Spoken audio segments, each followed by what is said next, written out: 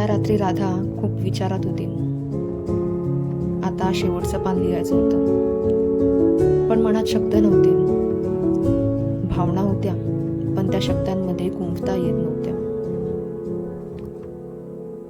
तिने डायरी उघडली, पण पेन मात्र थांबले. आणि तेव्हाच तिच्या मोबाईलवर एक अनोळखी नंबरवरून कॉल आला. हॅलो. हो, पण तुम्ही कोण? ते हळूच विचारते. मी आर्यन.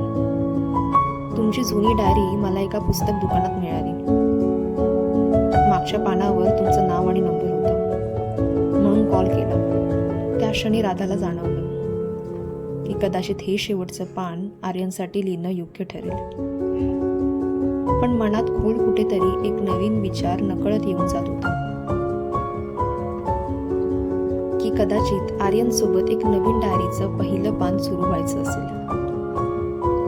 ती विचारात हरवली आणि आयुष्यात पहिल्यांदाच तिला वाटलं की डायरीचं शेवटचं पान अपूर्ण राहिलं तरी चालेल, पण ही ओळख मात्र पूर्ण झाली पाहिजे.